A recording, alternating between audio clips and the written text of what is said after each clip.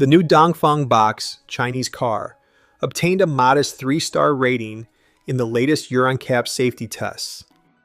The car scored 69% in the Adult Occupant crash tests. During the vehicle inspection following the frontal offset test, it was seen that multiple spot welds had failed on the A-pillar, compromising the possibility of the body shell to withstand further loading.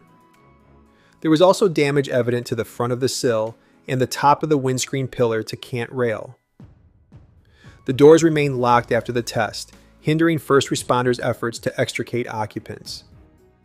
There was insufficient pressure in the airbag to prevent the driver's head from bottoming out onto the steering wheel. Structures in the dashboard were considered to present a risk of injury to the legs of some occupants.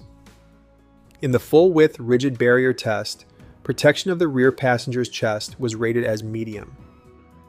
In the side barrier test, the box provided good protection to all critical body areas and scored maximum points. In the more severe side pole impact, protection was good for all critical body areas. In addition, the car has no countermeasure to mitigate head-to-head contact between the front seat occupants, so far side protection was rated as poor. Tests on the front seats and head restraints demonstrated good protection against whiplash injuries in the event of a rear-end collision. The car scored 81% in the child occupant crash tests. In both the frontal offset test, protection was good for all critical body areas for the 6 and 10-year dummies. In the side barrier impact, protection was good, and the box scored maximum points. The car scored 67% in the vulnerable road users tests.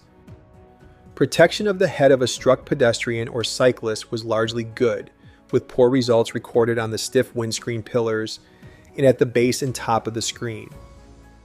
Protection of the pelvis and femur was largely poor. The autonomous emergency braking system of the Dongfeng BOX responds well to vulnerable road users such as pedestrians and cyclists, as well as to other vehicles and motorcycles. In Safety Assist, it scored 77%. Overall, the performance of the autonomous emergency braking system was good in tests of its reaction to other vehicles. The car has a direct driver status monitoring system as standard, detecting driver fatigue and some limited types of distraction.